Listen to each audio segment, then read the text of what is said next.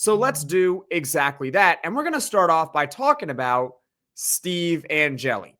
We know two things about Steve Angeli at this very point. I am recording this actually Tuesday at exactly noon on October 7th.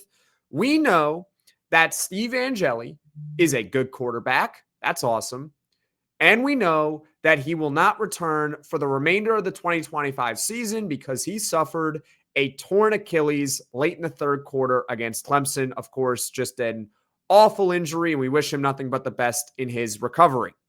His stats through 4 games, really 3 3/4 games: 63% completion percentage, over 1,300 passing yards, 10 touchdowns, 2 interceptions.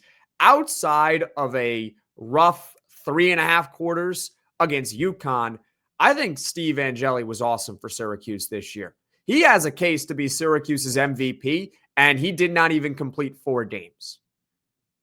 That's how good he was and how much this team has really suffered since that injury against Clemson.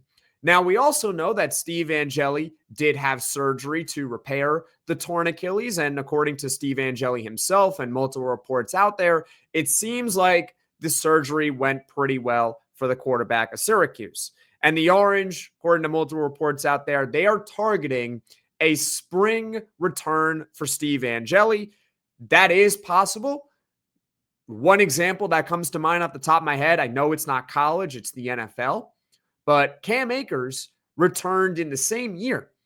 He got hurt in, I believe, very early in training camp, or it might have been late in training camp. Not exactly sure, but he came back for the playoff run for the Rams a few years ago.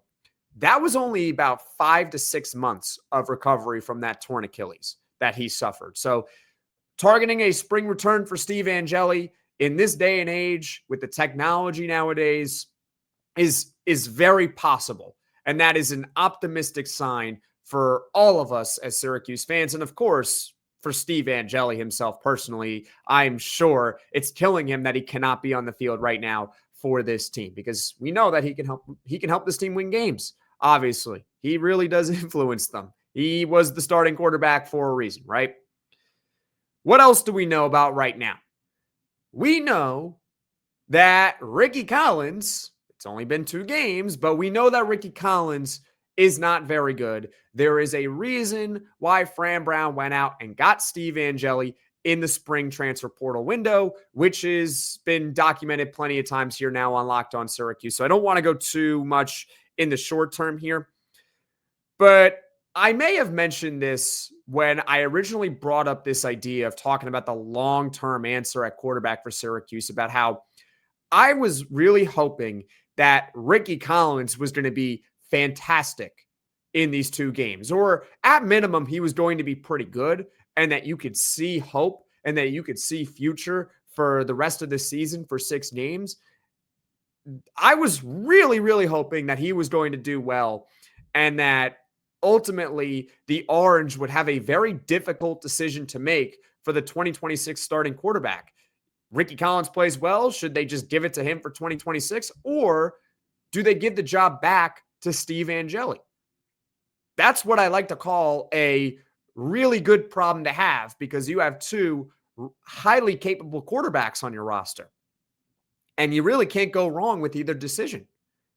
But unfortunately, despite what Pro Football Focus may tell you, Rickie Collins is not very good.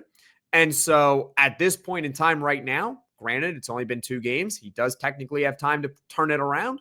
But assuming this continues, Steve Angeli is going to be the starting quarterback for 2026 if he is healthy, at least ahead of a guy like Rickie Collins. And then we'll explain more in the next segment coming up, okay?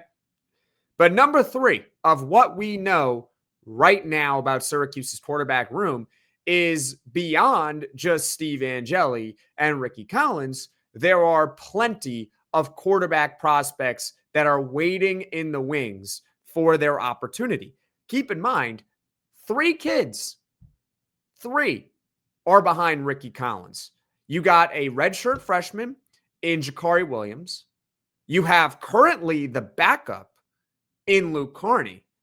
And you also have a true freshman in Rich Bellin. I should also have said that Luke Carney, in case you don't know, is a true freshman. And beyond that, Syracuse does have a quarterback committed to the program in its recruiting class of 2026, a 3-star out of North Carolina from Charlotte, I believe, in Zayd Lott. Now, not all of those guys that I mentioned are going to get their opportunity with Syracuse.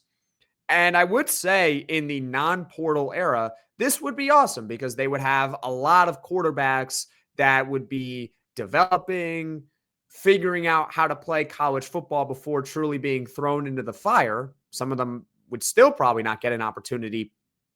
But in the age of the portal, you know that you're not going to be able to keep everyone. So it is inevitable, even though we don't know this to be 100% sure, it is inevitable that some of the guys that we have mentioned on this podcast, I don't know who, are going to transfer out of this program. Unless they're content with being the third or fourth string quarterback for their entire career, which I doubt, but maybe. You never know. There are other factors for wanting to stay at Syracuse. Maybe it's education. Maybe it's family reasons. We don't know for sure. But in terms of the football aspect of it, it's highly likely that at least one, but probably multiple of these young quarterbacks are going to transfer out of the program as soon as this offseason. We'll find out more later on, but this is what we know right now about Syracuse's quarterback room.